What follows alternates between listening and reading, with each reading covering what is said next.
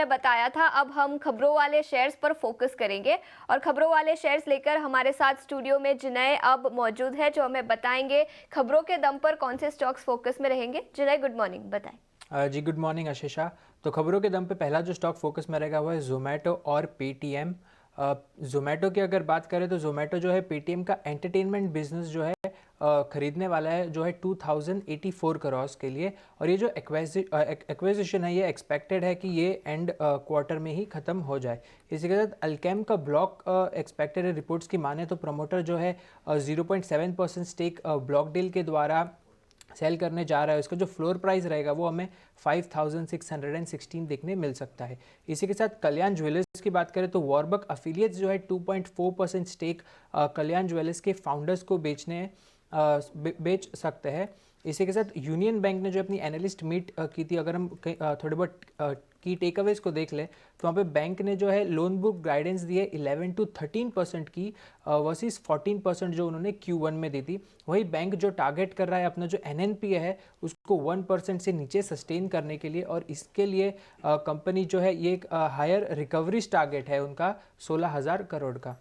Chemical anti dumping की अभी बात करते हैं तो रिपोर्ट्स की माने तो एंटी डंपिंग आ सकता है। एपीक्लोरोहाइड्रीन जो कि ECH है, इंपोर्ट एंटी डंप आ सकता है थाईलैंड, कोरिया और चाइना के ऊपर से। और इसी के साथ एपिग्रल को हमें बेनिफिट देखने मिल सकता है क्योंकि डोमेस्टिक प्राइसिंग में जो है इंक्रीज आ सकता है। इसी के साथ एंटी डंपिंग ड्यूटी जो है आइसोप्रोपिल अल्कोहल में भी देखने मिल सकता है जो कि IP है, और इसका बेनिफिट हमें दीपक फर्टिलाइजर्स और दीपक नाइट्राइट को देखने मिल सकता है। PNG हेल्थ ने अपने रिपोर्ट्स रिजल्ट्स निकाले थे, और अगर हम रिजल्ट्स के ऊपर देखें तो रेवेन्यू में जो है 6% की गिरावट देखने मिल रही है। वही नेट प्रॉफिट में बड़ी 44% की गिरावट देखने मिल रही है। कंपनी का नेट प्रॉफिट ये क्वार्टर में रहा 17 crore versus 30 crore year on year basis पे। अभी हम इरेडा की बात करते हैं तो इरेडा जो है बोर्ड अगस्त 29 को मिलने वाला है बोर्ड फंड रेजिंग के लिए, और करीब करीब 4,500 करोड़ का फंड रेज बोर्ड जुटा रही है वाया QIP, FPO और राइट्स इशू। इसी के साथ BEML ने एक MOU साइन किया है मलेशिया SMH रेल के लिए, और ये जो MOU है global demand for rail and metro को फुलफिल करने के लिए है। जेंटेक की बात करते हैं अब। जेंटेक जो है QIP कंपनी ने अप्रूव कर दिया, और ये QIP का जो प्राइस है वो रहेगा 1,685 रुपीज़। और कंपनी जो है डिस्काउंट देने की बात की तो उन्होंने कहा है कि वो ज़्यादा 5% से ज़्यादा डिस्काउंट हमें देखने नहीं नज़र आएगा। इसी के साथ जेंसॉल की बात करते हैं तो जेंसॉल को जो एक बड़ा ऑर्डर मिला है 40 करोड़ का एक लीडिंग टेक्सटाइल कंपनी के लिए अपना रूफटॉप सोलर प्रोजेक्ट के लिए। Moving on, Welspun enterprises focus में रहेगा। कंपनी को जो है LOA मिला है BMC के लिए 160 करोड़ का।